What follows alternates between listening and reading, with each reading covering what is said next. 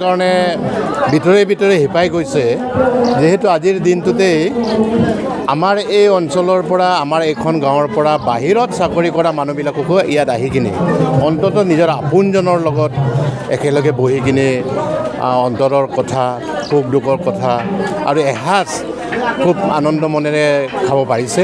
গতিকে আজি আলি আই লৃগাংটো অসমৰ অন্যান্য মিচিং জনগোষ্ঠীসমূহৰ লগতে আমাৰ গালি মিগাং গাঁওখনো খুব ধুমধামেৰে উদযাপন কৰিছে আৰু ইয়াতে আমি বিভিন্ন অঞ্চলৰ মানুহকো নিমন্ত্ৰণ কৰিছোঁ, তেওঁলোকো আহিছে ইতিমধ্যে। খুব ভাল হৈছে।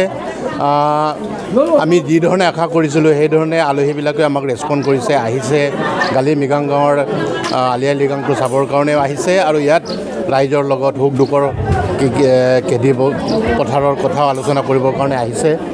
গতিকে বৰ বেছি নকওঁ, খুব ভাল পাইছোঁ, সুন্দৰ হৈছে, ভাল পাইছোঁ।